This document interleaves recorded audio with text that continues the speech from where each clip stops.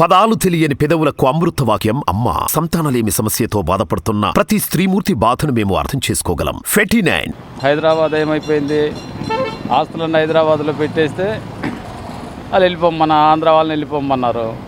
ఏమైంది, మళ్ళీ మనము వెనక రోజులకు వెళ్ళిపోయాం. అలా కాకుండా 3 రాజధానులు ఉంటే బాగుంటుంది.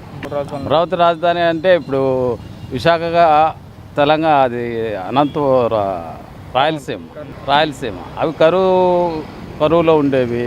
అన్నీ సమానంగా ఉండాలని చేస్తున్నాడు. దానిలో ఇబ్బంది ఏం లేదు. అన్ని విధాలుగా బాగుపడిన అమరావతిని బాగా చేసే ఇటు మేముంది.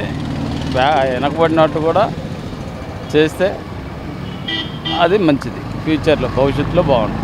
చంద్రబాబు నాయుడు గారి పరిపాలన బాగా చేస్తుంటే మళ్ళీ వచ్చేవాడు కదా, చేయకపోబట్టే వెనక్కి వెళ్ళాడు.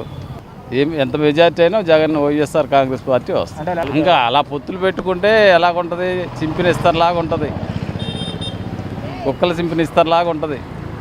ఏదైనా ఒక పార్టీ నించోవాలా, నిరూపించుకోవాలి బలం.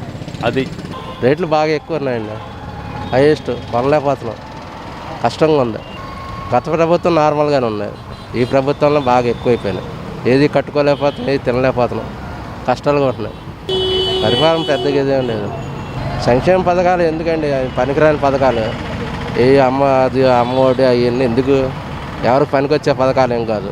వాలంటీర్లు ఏం పెద్దగా ఏం పని చేయరండి. ఒకసారి పని చేస్తారు, ఒకసారి కనపడరు, పిలిచినా రారు.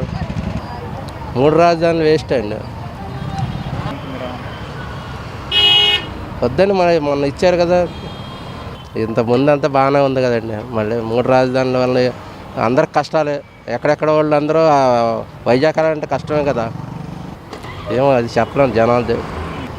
ఏమో చంద్రబాబు గారు అయితే నార్మల్గా చేస్తారేమో అనుకుంటున్నాను. ఇదేమో తెలీదు వాళ్ళది.